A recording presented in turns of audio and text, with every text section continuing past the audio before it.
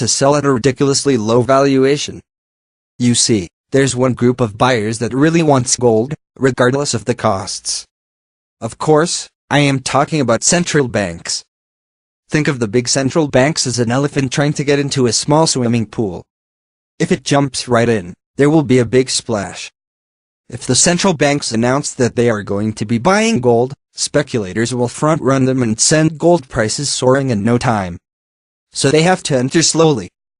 But you need to understand, no matter how the elephant enters the pool, the water will be displaced. Take China as an example. The Chinese central bank has been active in the gold market. Between June 2015 and October 2016, it reportedly added 788.5 tons of gold to its reserves. However, these numbers can't be taken at face value. It is widely believed that the numbers are actually much different. According to one recent analysis, the People's Bank of China holds 4,000 tons of gold, rather than the 1,840 officially reported. And the central bank is continuously buying more gold. China is just one piece of the puzzle. As it stands, we are seeing a gold rush among smaller central banks. The banks that didn't have much gold in the first place are rushing to buy it. Consider the Central Bank of Kazakhstan. Between December 2011 and June 2017, this country's central bank bought gold every single month except one. Russia has been a solid gold buyer as well. Since January 2008, the Russian central bank has purchased 1,265.5 tons of the yellow metal. And it doesn't look like it's going to stop buying anytime soon, as it remains one of the most active gold-buying central banks. Argentina, Bangladesh, Belarus, Bolivia, Brazil, Iraq, Jordan, Korea, Mauritius, the Philippines, Qatar, Saudi Arabia, Serbia, Sri Lanka, Tajikistan, Thailand, and Turkey have all been net buyers of gold since 2008. Looking at what the central banks are doing, continuing to stockpile gold, taking it off the market, I continue to see $2,500 an ounce gold as an easy target.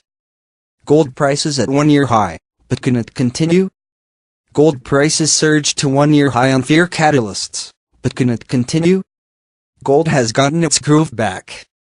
The king of precious metals has reached one-year highs, as investors rediscover gold's fear hedge properties once more. Investors are familiar with all the scary catalysts out there, but the pressing query is whether these gold prices advances are sustainable. That depends on the timeline. In the very short term, I think so. Gold prices are undoubtedly being largely driven by the debt ceiling and budgetary foibles in Washington, D.C. This is the fear hedge angle in play. Investors are bidding up gold as a hedge against the uncertainty, both economic and political, that a technical government default would bring. This includes a possible U.S. credit downgrade, dollar weakening, and slower growth. A ratcheting up of North Korean tensions are certainly a contributing factor. The usual bellicose rhetoric has given way to something much more sinister. Intercontinental ballistic missiles are flying over and landing near Japanese territory, and it seems that a nuclear test is being conducted every other week. While we've seen this movie before, both situations have this "something's going to blow" feel to it. The debt ceiling is unlike any debt ceiling negotiation in recent memory, as Trump's presence in the White House changes all the rules. We can throw out whatever political playbook is normally followed, because anything can happen.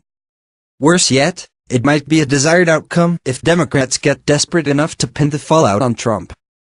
In the North Korea situation, we've never had a president respond with such stark cryptic warnings of action. Perhaps we're simply not used to such rhetoric from Western leaders, but the reverberations are clearly rattling the market. So what happens after the noise fades? The assumption is that these events will die down eventually. But that assumption presumes that these events are transitory and will pass without deleterious. But can we be so sure of that? The debt ceiling debacle will almost assuredly be short-term in nature. But the problem is, a technical default would have lasting consequences. The full faith and credit of the U.S. government is not something that can be drummed up overnight. Nor will a credit rating agency downgrade be reversed right away. If a technical default occurs, gold should get bid up higher as the stock market takes a nasty tumble. The same dynamic with North Korea. The rhetoric and missile testing may play out sporadically, but the genie's out of the bottle. The US is already pressing to declare North Korea a rogue nation while openly beating the war drums at home. It's not a situation that will fit neatly back into the bottle. It will require significant de-escalation before the fears about North Korea start being dissuaded. In the near term, I think gold prices can break the 4-year high of $1,362 per ounce and work their way into the $1,400 per ounce area, especially if the debt ceiling negotiations go to the wall. North Korea will continue to pepper the news cycle. The only caveat is if the debt ceiling negotiations lead to a solution before the technical default. Gold could easily experience some near-term relief selling. Longer term, I love gold at the later stages of the next recession. That's when it's likely that the Federal Reserve will reverse its balance sheet tightening and open up the printing presses once again.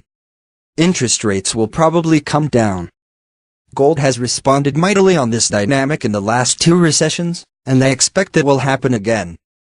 Gold prices hit 3-week high as US dollar weakens. US political instability raises gold prices.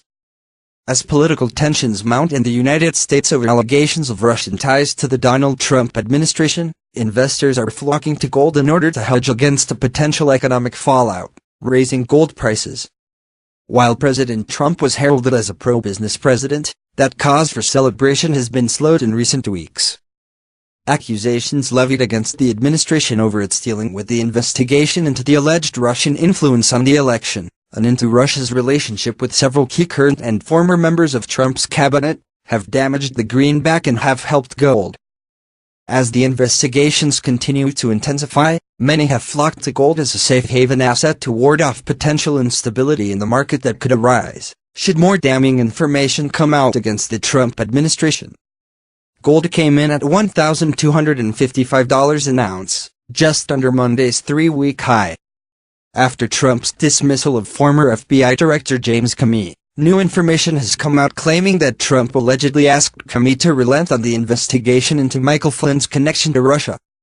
Flynn was Trump's first pick for National Security Advisor, but was forced to resign after it was revealed that he had lied to Vice President Mike Pence about meetings with Russian officials.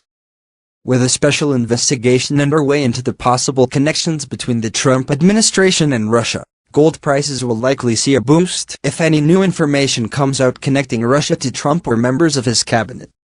The political turmoil is also being felt on the market. The U.S. Federal Reserve is set to meet in mid-June, when it is likely to raise interest rates, which would have a negative effect on gold prices. Following the political drama in the U.S., however, the markets predicted near 100% odds of a rate hike have now been lowered to 70%. While many are convinced